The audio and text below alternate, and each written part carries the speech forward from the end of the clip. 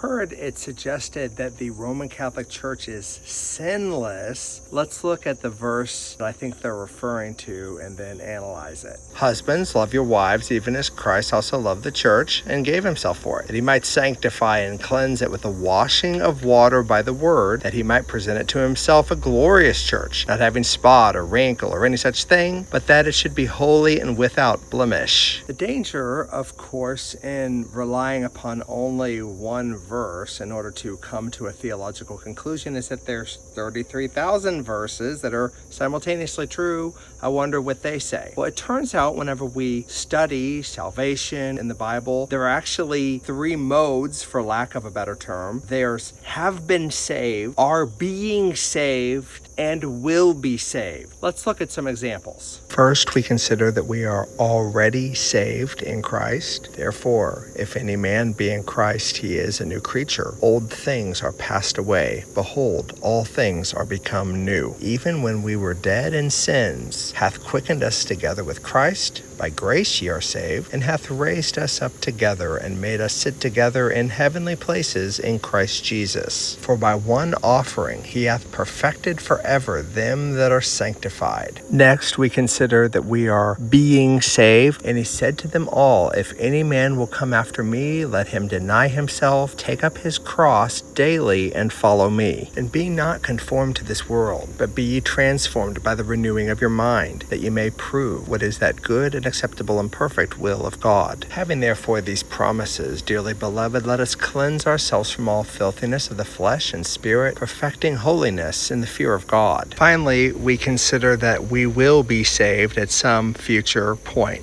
A promise. Blessed are they that mourn, for they shall be comforted. Blessed are the meek, for they shall inherit the earth. Blessed are they which do hunger and thirst after righteousness, for they shall be filled. And when the chief shepherd shall appear, ye shall receive a crown of glory that fadeth not away. He that hath an ear, let him hear what the Spirit saith unto the churches. To him that overcometh will I give to eat of the tree of life, which is in the midst of the paradise of God. What do we learn from all these verses? Salvation is not one and done. Actually, that's exactly what the Roman Catholic Church teaches, that you have to work while not saying that it's work. The same is true with the church, which is made up of people. The idea that the church just floats on a cloud all day is nonsense. The promise that God has is to make it spotless, to make it pure, to make it blameless, and it certainly will happen by the last trumpet. The idea that the church now, with all of the scandal and abuse and corruption, is holy is absurd.